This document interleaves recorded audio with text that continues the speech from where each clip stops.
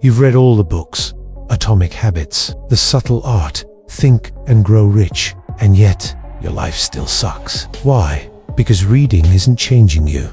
It's comfort porn. You're addicted to self-help but allergic to action. Let's be honest. You're not on the journey. You're hiding behind it. You binge motivation videos like they're therapy. You highlight quotes but never live them. You chase dopamine, not discipline. You look productive. You talk like you're evolving. But deep down, you know nothing's actually changing.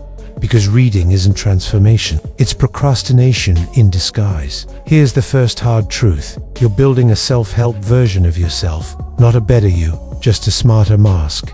You use big words now. Mindfulness, growth, mindset, shadow work. But you still can't get out of bed on time. You still scroll for hours. Still avoid discomfort like it's lava. All that knowledge means nothing without execution. Reading about the gym won't build muscle. Same rules apply to your life. Second truth, you're in love with potential, not progress. You're obsessed with who you could be, but terrified of who you actually are. You fantasize about the new you, six-pack, six figures, self-made. But reality check, you can't manifest your way out of laziness. All the visualization, all the journaling. It means jack if your daily habits are garbage. Your potential means nothing if you're too scared to bleed for it. Here's what your life looks like. Get motivated gives make a list, gives do nothing, gives feel bad, gives repeat. You're not stuck because you're broken. You're stuck because you're comfortable. Comfort is the coffin of greatness. Reading is easy.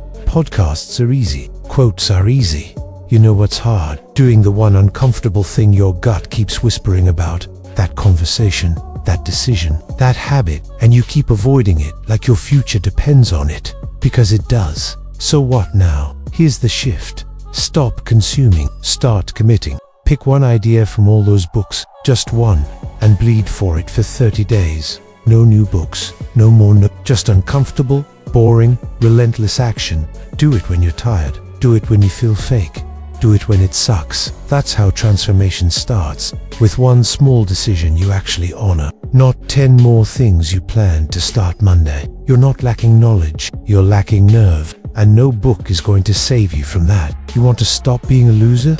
Then stop acting like one.